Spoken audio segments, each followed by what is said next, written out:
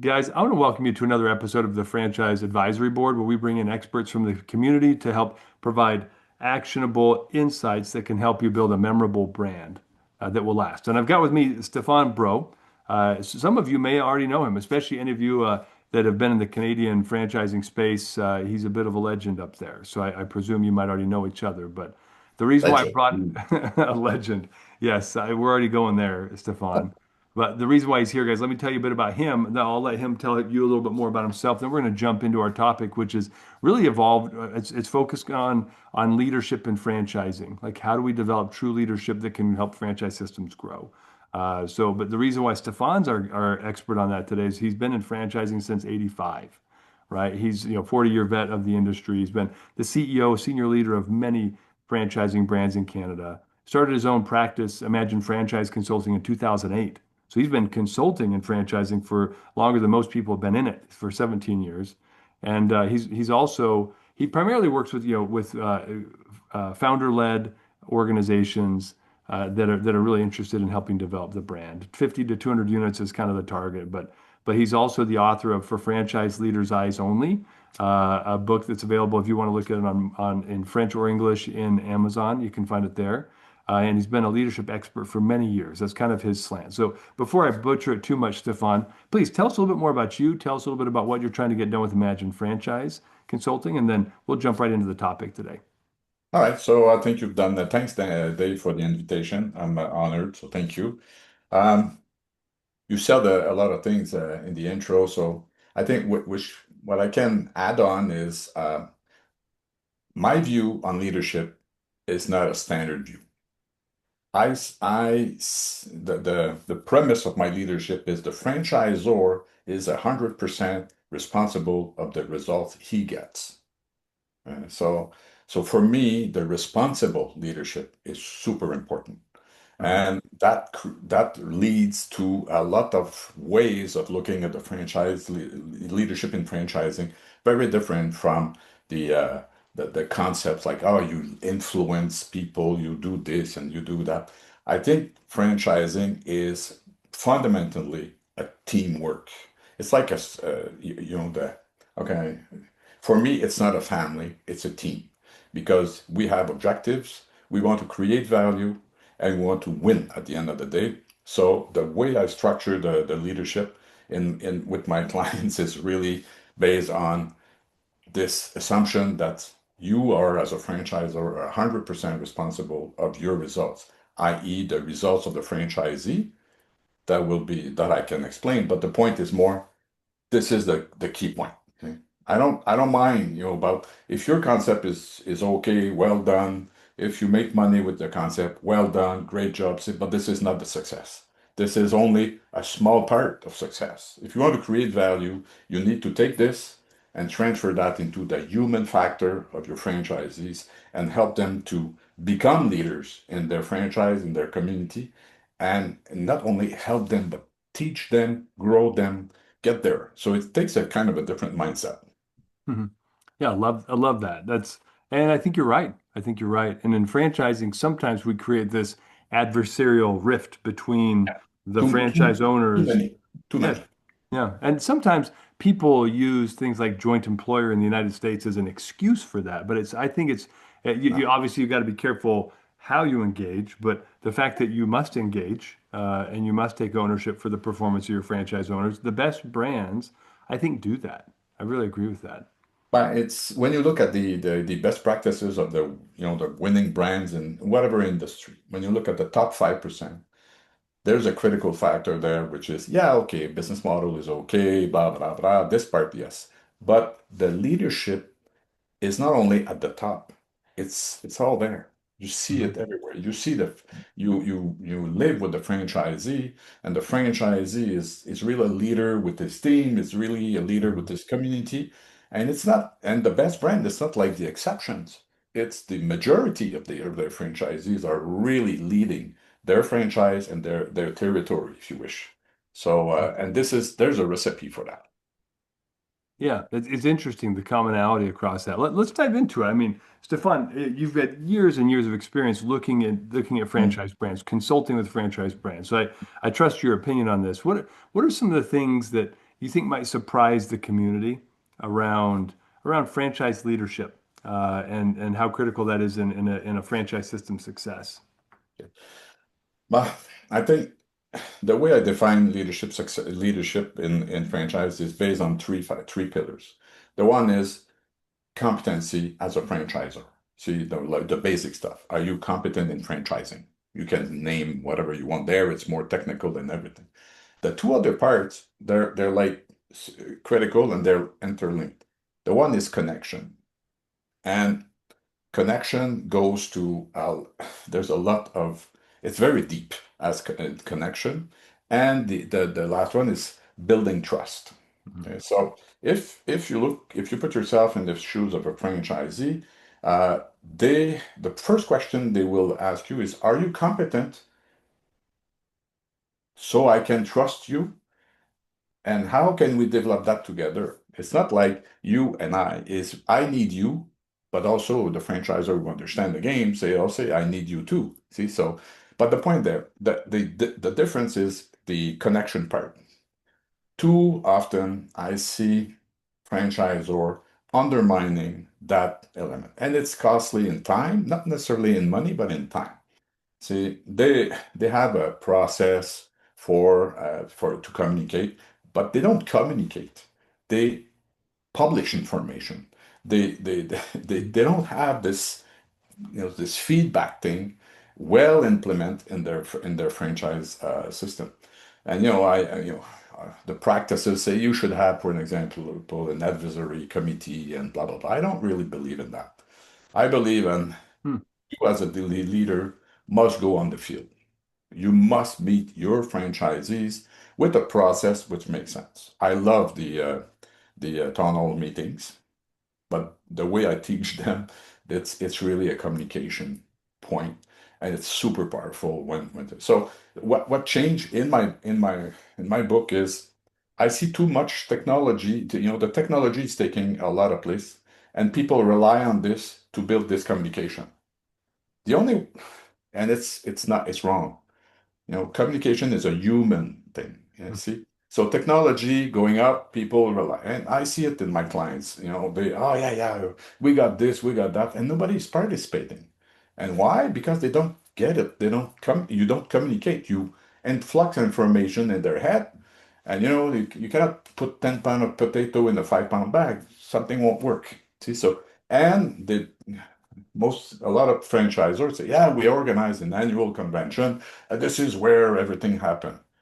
Come on, you cannot nourish a relationship with one event a year. Yeah. See.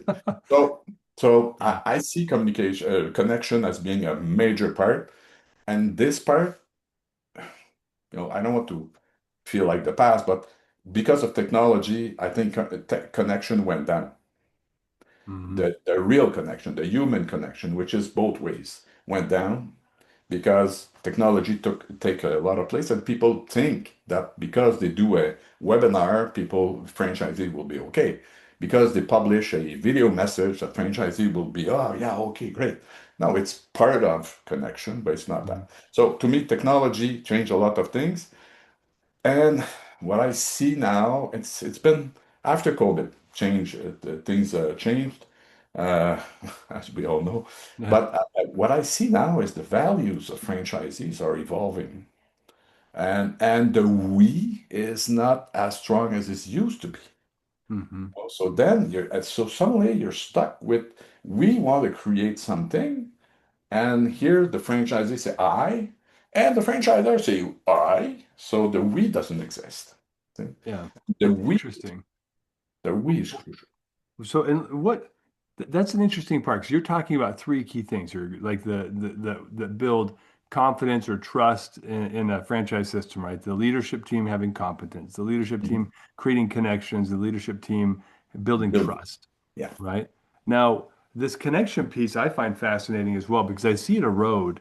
And I meet with franchisors all the time, and had a recent meeting with some where they've had a leadership group that's done some things that has eroded the trust, but it feels like it's almost the inverse, right? They didn't show competence, they didn't show they abandoned the connection or the connectivity between them and their franchisees, and that eroded the trust. I'm curious, like when you're in a situation where you feel like you're in a situation where the franchisees no longer trust the franchisor, how do you get it back? Because it's hard. I feel like it's really difficult for those franchisors. I think a lot of them think, or a private equity group would say, well, let's get a new leader. Let's throw them out. But the system is actually reinforcing the lack of trust, not just the leader, the leadership system. So how does somebody start to rebuild that or start to create or kindle that when maybe they feel like the trust is gone? Yeah, I personally lived it. Took me a couple of years to understand how. And what I building trust is, how can I say? Building trust is like franchisee franchisor relationship is not transactional first. See? I hate when people in development say, "Hey, I made a deal. I sold this one." I hate it because it's not a piece of real estate you're selling. It's an adventure. It's a partnership. It's a long-term view. So that part, so the one of the thing when this happened, the first thing I have to I work with is what kind of culture is there?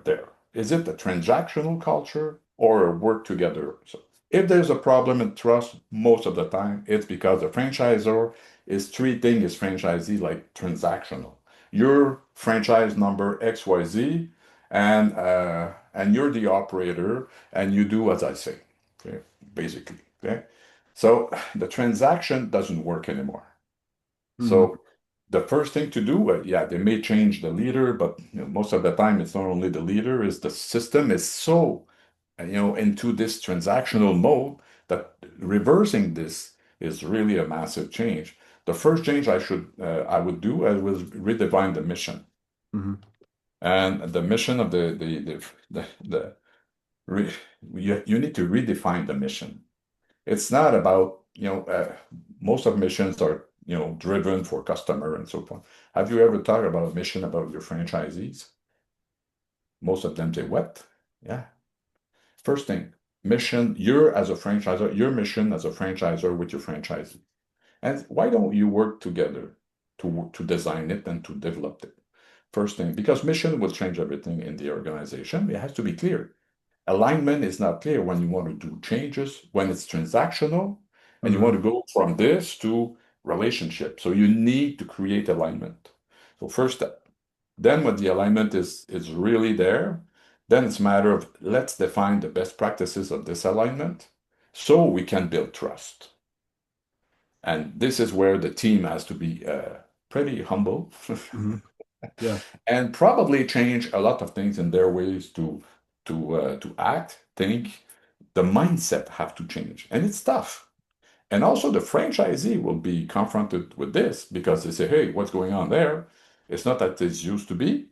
So they have to learn. So you have to teach the franchisees and help them to become better into relationship, connection, and build and rebuild this trust slowly but surely with common projects, whatever, depending on the network situation is clear. But the principle is redefine the alignment, Hmm. and with this alignment, define the best practices. Yeah. And Love it. sometimes it requires to look at people very clearly, say this person won't be able to get to this new best practices. Hmm. And that's the tough part for entrepreneur, by the way. Yeah, well, no, I agree with you 100%. And what happens when, so you're looking at this organization, you bring the teams together, you're trying to redefine the relationship, and you're also trying to change everybody's mindset. This is hard work. This is Yeah, the hard part of soft skills are hard, right? And this is the hard part of the soft side of the business, which is how do we create this alignment? What yeah, happens when you've got someone who clearly is like you've got franchise owners, you've got home office team for the franchisor that are not really, you can tell they're not really buying into and willing to change mindset or yeah. change their behaviors. Well, I how told do you you, approach sorry, go ahead. I it? told you you're 100% responsible for the result you get. So the point there is you do the max you can do to help the person to be, hey, we're in a partnership together for many years. This is where we have to aim for and so forth and blah, blah, blah. Some franchise owner will say, I don't buy into that. I don't trust you and blah, blah, blah for a zillion of reasons. Okay. And most of them are mindset and perception. They're not reality. So you have to confront them with reality.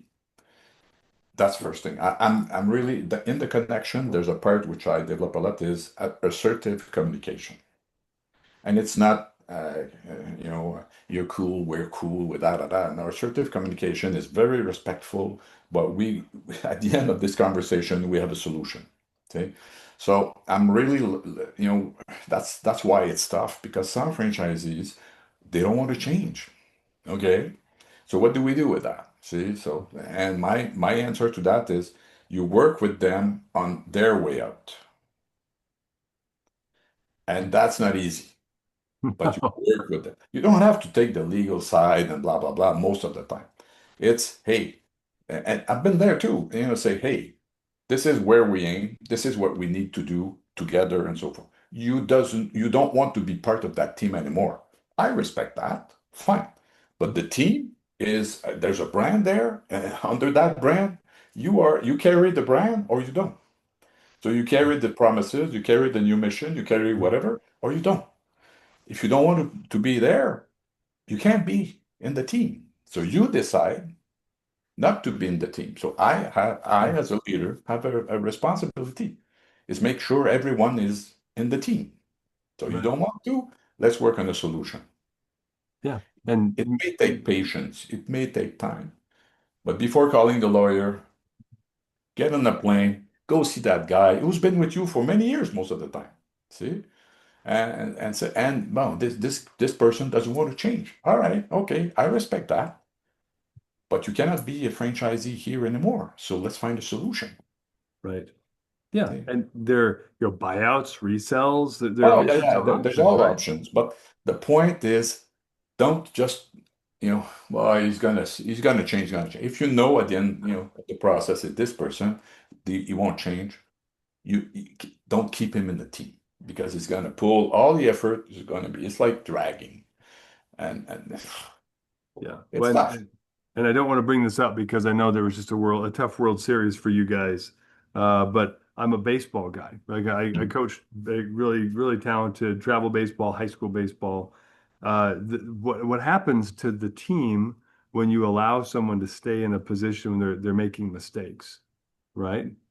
Yeah, the whole team, you're teaching the team or the franchise ecosystem that this level of behavior is now acceptable, and that you'll see the average starts to drop to whatever the lowest point of tolerance is. And then you Sure, think, well, I'm that sure. behavior is now acceptable. And then you'll see the whole performance drop. There'll be a few outliers always. They're like, I'm in this to grow a business and they'll outperform. But really, when you tolerate mediocrity, when you tolerate negativity, then you're telling the system that that's actually the acceptable norm. That's the acceptable Yeah, behavior. I'm So with you. yeah. So as a leader, I feel this. I feel the same. Like you have to proactively. What do you call it? Assertive communication? We have to be assertive and not tolerate. Say, oh, that's just Steve grumbling. Like that kind of mindset means you're tolerating the behavior and it's acceptable for people to act like that, right? And I see this a lot in fast-growing network. Not only mature network, but fast-growing. Because, it's tough to align everyone in a fast-growing franchise network. And I see that a lot where people just disengage because, oh no, it's okay, they're busy, I'll do my stuff. And they disengage slowly but surely. So, and it's really hard to maintain the loop of connection. So you have to put, I call them rituals. You have to put in place rituals, connecting and trust building rituals, and stick to them. They don't cost a lot of money most of the time, but Mhm. they cost time, they cost focus, they cost energy, because you got to devote the energy to those people which are there and make sure they're with you. Yeah. This is, and there's ways to do this which minimize the implication, but anyhow, this you have to really take care. The loop has to be maintained. It's not once in a while and say, "Hey, you're happy, good, bye." It's not that. You're making money. I'm happy for you. Go bye. No, no, Mm-mm. the best one or the worst one, it doesn't matter. You have to keep this loop of connection and building trust alive. Yeah. It's But very you difficult, but you used a great word there that a lot of people don't use anymore, which is ritual. It almost sounds a little occult or something, Yeah. but it's the right word, right? Habits and rituals. What are some of the like if you're in a franchise system that needs to reestablish or trying to create a culture that's different than it is today, how can somebody identify and intentionally build a ritual around building and then maintaining that culture that they're trying to restructure? I would say there's probably one which is major is I call it the alignment ritual. Okay? It's not in my book. I developed that with a client.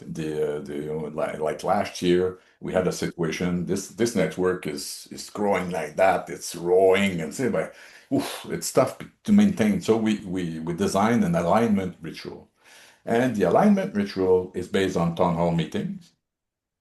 So 3 times a year, the CEO, not the team, the CEO organize in a region.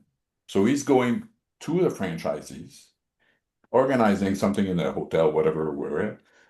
It's really I treat you like your partners. See, so and in this ritual, in this meeting, there's a couple of things in the agenda, but if you look at it from the connection side, 80% comes from the franchisees, and it's based on coaching questions.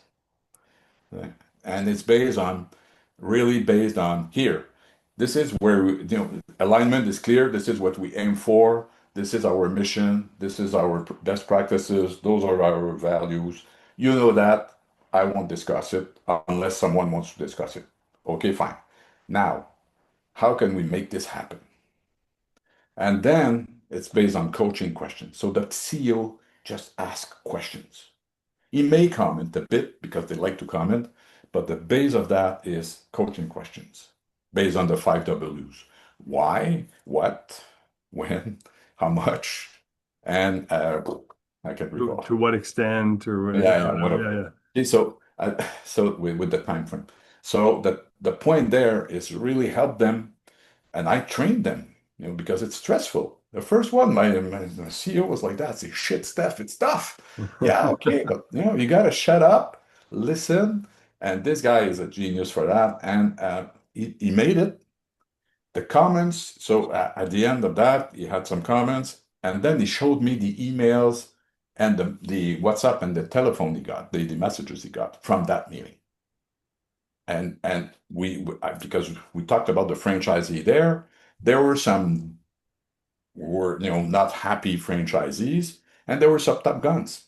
The not happy were the first one to say, "Wow, something is going on there. I want to be part of that," Mhm. because he really worked on the connection part and building trust. Yeah. Yeah, it takes time for sure. Yeah, it does. It does. Well, I like the effort though. That's a beautiful effort. I was meeting with, in fact, I was on the podcast. I had a brand president of a notable brand who joined us and was talking about one of the ways that he started to really build rapport and trust with his franchise owners is they would do quarterly, I think, or monthly callbacks or call Mhm. downs in their industry. They have a list of clients that generally will renew every year, but they have to get them to renew their contract. Yeah, So the brand president and some of their home office executives all got on a call, like calls with their franchise owners and said, okay, I'm going to call your people. I'm going to call Bob. He's on your list. And they would actually help make calls with the franchise owners and the yeah, value of them jumping in and doing something that actually helps the franchisee accomplish their goal, really strengthen that bond of trust. And yeah. yeah. That's in the rituals I talk, there's some other rituals, but the first one I think when you want to break the cycle is create an alignment ritual and then repeat, repeat, repeat. That's it. So for a CEO, even a large network, it can be hard because it's a couple of days Yeah. in your year in a year. But what is it when you got everyone pump up because they know exactly where everything is aiming? They have the chance to talk to you directly, not to the VP or whatever. You're the CEO, so they talk to you. You're the owner. They Mhm. talk to you, say, "Hey, this I like this. I don't know why we do this," and then you get into, yeah, it makes sense, Mhm. and Yeah. then you can really help them and say and respond. So connection is so that one is the first one. And also there's four others that you can implement, but depending on the CEOs and the time, sometimes we have to change or to choose. I mean, not change, but choose. Well, Stefan, I don't know if you've watched Ted Lasso before. Have you seen Ted Lasso? Yeah. Yeah. I loved the business implications of the feedback box. Do you remember that? Mm. At the very beginning of the first Mm. season. And it's kind of a joke, but it's actually the pivot point of his experience there because the what was the thing? I forget the captain's name. He said the water pressure is garbage. I need, yeah. And so he went and got it fixed. And you saw that moment, and it wasn't intentionally like a business moment, right? But you see the moment where the captain of the team sees the water pressure fixed and realizes that the guy's listening, right? And I think it's a great franchise case study, really, if you watch that leadership, because that's how the players hated him and felt like he was incompetent, right? But that sounds very much like a lot of the culture that we run into in franchising. But the point there, the point I always make is you're always responsible of what's going on, what's happening in your network. Yeah. You're 100%. And that franchisors sometimes have a difficulty. Entrepreneurs and leaders have difficulty of accepting that the results you have are because of you. Yeah. Always. Like it always rolls back to one person. That's the founder CEO, right? But Yeah. it's easy to say, but it's not easy to assume. Say, oh boy, okay. Oh yeah, yeah, yeah, okay, I know. Yeah, okay. Yeah. How come you got a franchise association that is pitching you whatever kind of legal stuff? Tell me why. The. Yeah, they don't know. Well, Yeah. you'd mentioned working with a scaling brand. Scaling brands have a lot of challenges with this, right? As they're onboarding a lot of new owners, and sometimes it's not as deliberate as they ought to be to maintain the culture. Tell me, what are some of the most costly mistakes you see franchisors make when they're trying to scale? The first one I see is they don't get the right people with them. You know, they have a tendency to surround themselves with people they know that are good at that level, but they don't think that at that level, those people won't be good. They can be great at that level, but this, so they don't surround themselves with the right people. And it's tough for an entrepreneur to get to someone new with more whatever background experience, whatever you need, that you don't really know, and say, okay, you're going to be my number two, or you're going to be my new ops VP or whatever. And the guy comes from another culture, stuff like that. So it's tough. But what I see is most often is entrepreneurs don't surround themselves with the right people. That's one major mistake. Hmm. And Yeah, it's a tough one. that's a tough one. I mean, so and what do you do, right? So let's say you come to your senses and you've built this great system and you realize, uh-oh, like I don't have the people around me that I need so we can grow to the next level. Like what have you seen work? How do they remediate that? Yeah. Um, that takes a bit of a coaching for that because most most entrepreneurs will look at me and say, "Are you serious? I can do it. Yeah, yeah, okay, you can do it. Yeah." So the first thing when you what I saw, which was really successful, and that's one of my clients.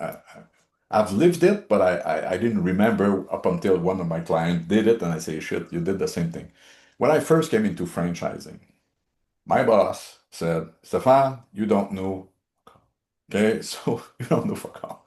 So instead of trying to tell people what to do, you're gonna learn what to do. So you're gonna become a franchisee. So for 3 months you're there and you're my franchisee, and you'll live the franchisee life, and then we'll talk. So the first thing is make sure that this person get to the ground level and understand what is the life of the franchises in this system. That's it's tough because hey, I'm a VP of this and that. I've been in there, blah blah blah blah. No, no, get back, get down there, learn the system. Mhm. Then, when you learn the system, you also learn what's good, what's not good. You speak to franchisees, stuff like that. And then, when you get into your position, you know a lot more and you're a lot more credible. Eh, 90% won't do it. 90% for sure. But the one who do it, things are easier because they understand. They saw, you meet. one of the things in the first 2, 3 months after that initiation, what I ask my entrepreneur, my CEOs to is ask your whatever new person to meet, depending on the network, 30, 40, 50 the franchisees, old, one, grumpy, whatever. You meet them, and I supply them with a list of questions so they understand a bit more and they go deeply. So it takes probably 4 or 5 months before someone that you hire gets into this in the position with enough knowledge of culture, practices, stuff like that to have an impact within a year, within the first year.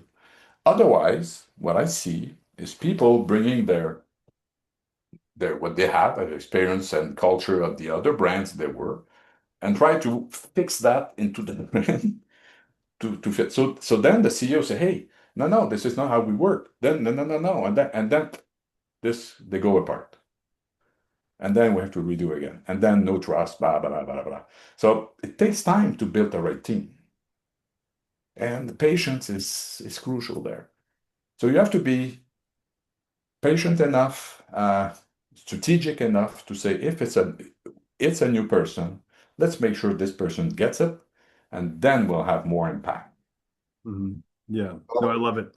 Love it. And I see brands who invest early on in their executive teams. They've got, VPs of operations that are out putting rubber boots on and Yeah. spraying down yards and so they by the time they get back into the ivory tower, there is no tower, right? And the franchise owners know, hey, you were out with me spraying yards. Like there's the trust that we talked about. They've got that credibility.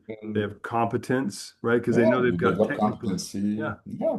No, there's no magic there, but Mm-mm. the trick there is having the character, the right character, and I think the discipline to say, okay, as a CEO, I accept that this new person won't be really into his position or her position within a couple of months because they have to learn. But you'll gain speed, you'll gain whatever, because it's like an investment there. It's it. They gotta be more credible. The franchise will say, haha, you've been in the trench like us. Yeah, I've been there. I recall when I first did my one of the training was as a barista cafe. Oh boy. I'll bet So, that was I tough. found it was not that bad, but at the time with the cash register, no way, no way, I was not good. That's not fast enough and stuff like that. So they said, no, get in the barista and learn it, but don't touch the cash. Okay, so that was good. But at least people know, franchisee know. So then at the they look at you and say, hey, okay, you've been there. That's amazing. I love it. But it's also again now the franchise or the franchisee that was saying, "Hey, don't touch the cash drawer." You now have this context. I feel like when we talk about the secret of like how do you build trust and relationship, Mhm. it usually comes down to shared context. Yeah, And so this advice of owners, franchisors, getting out in the field and meeting with people in their space, right? They're where they're most comfortable, yeah. uh, and not doing it all just in one. I know it's expensive, right? Travel time, time away from office, opportunity cost, but the greater opportunity cost is not having the relationship and rapport. So as you're trying to grow, you have people who will support the growth. Trust is the number one expense. Lack of trust is the number one expense. So Yeah. when you built it, you gain it. How about you look at it from the other side of the say, hey, I built this trust with this franchisee. He trusts us, and so he say, okay, hey, I raise my hand. I want a new one. I want another franchise. The payoff is there. Just one one, and the payoff of that effort is there. Yeah. See? And the flywheel of the validation process too. Ah If you're in the oui. franchise development flow, if you've Yeah. invested in them and your franchisees, even if they say, hey, I'm not making as much money as I thought, but I trust the direction of Stefan. I know I And can it's gonna trust him. go. And I know it, so they will fall. There's no, it's a demanding job, being a franchise leader. And the way I see it is like that. It's not, the in the office strategy, blah blah blah, but execution. If the execution is not there, whatever strategy won't work anyway. See? Yeah. No, you're right. You're right. Let's talk about you. So we've got a few minutes left, Stefan. Yeah. One of the Yeah. areas where we see a lot of challenges is in field coaching, right? And or we see a lack of field coaching or lack of understanding of how to build effective world-class field coaching. And there are groups out there like Angela Cote that will do like training specifically on that. I think they're world class. How can a franchise brand, though, ideally they need to be owning that, right? And they need to be building that. What are some of the things that you see that franchise brands need to do to build a world-class field support team? Yeah. I just had it's funny you talk about that. Friday, I had the okay with a Canadian American franchisor to do this. Say, Steph, my first level is not responding the right way. I don't know what to do. Okay. So what can I do? Okay. So what we develop is a leadership coaching type of things. What I realize, the supervisors or the first level, they're stuck with the mentality, say, I have to be nice so the franchisee won't throw me out, or I'll have a good relationship and blah blah blah. This is wrong at the part, yeah, because it's not about good relationship, it's about productive relationship. Okay? Hmm. Because we built a team. So you have to develop this the those people have to be developed in leadership based on three, four things. Self-leadership. They have to become self-leader. Most of the time, they're not geared to that. They're okay, but becoming self-leader. Second is teamwork. How do you work with your franchisees as a team? That's another thing that they have to learn and be coached in. Then, how can you multiply leaders with your franchisees so they have an impact on their network? So suddenly, from how can I say, from a rep rep role, you transform them in coaches, and they're performance coaches. We call them franchise, whatever, business coaches, whatever. But basically, they're performance coaches, not only on numbers, on what's going on. See, so if you can develop that, you can probably have, kind of good success. But they have to be leaders first. If they don't have leadership, because some are great guys, Mhm. but they don't have the leadership to do. You won't do nothing with them. You better find another job for them than put a leader there. And it doesn't have to be a sophisticated leader. It just have to be someone with leadership enough strong to be able to get get this thing going. And it's a tough role. So you have to see. So yes, training, but also a lot of support from the head office. And those poor guys, sometimes they don't get support from the head office because they're not recognized at the role they have. It's a critical role. So you Absolutely. bring them into, I like my clients to bring them into some strategic sessions when you do the planning, just so they understand what is the behind the scene of that, behind the scene of that. They have to understand the behind the scenes so they can explain it to the franchisees. Yeah. The way, the Yeah. worst answer is, oh, what can I do? This is what they want. That's the worst answer they can do, but that sometimes it's the only answer they have because they don't know. Yeah. Yeah. Okay, so it's, You put them in a tough position. I see it because yeah. they're not able to effectively articulate what the strategy is, or they're not Or bought into it themselves. yeah, the why of that. See, so I see the rituals I was talking about. I see a bit the same thing with these supervisors. They're your key people there because they're the link. Yeah, they're the daily touch point. That's the daily. It's like Chick-fil-A. Chick-fil-A can have a great product and a great culture, but if the lady at the counter taking your order is really being grumpy that day, that's your touch. That's your experience with the brand. Is that one person to the franchisees? That's the field coaches, the Yeah, yeah, supervisors, right? yeah, yeah. Yeah, And it's a tough role, so you have to recognize that and give them, recognition of that. yeah, See, I so agree. and it's sometimes, it's the weak link. So you gotta, if you know it, you have to work on it. No, I totally agree. This has been fantastic. I feel like you and I mean, we're just scraping the surface of a couple of these topics that we're going to talk about today. This is, Yeah. Stefan, I'm guessing there will be somebody who will listen to this that will feel like they want to reach out. What's if somebody said, "Boy, Stephane's got a lot of great ideas. I want to meet with him and get some of his insights." What's the best way for them to make contact with you? Get on my website, imaginefranchise.com. You'll find me and you'll find a way to get in touch with me. No problem. Wonderful.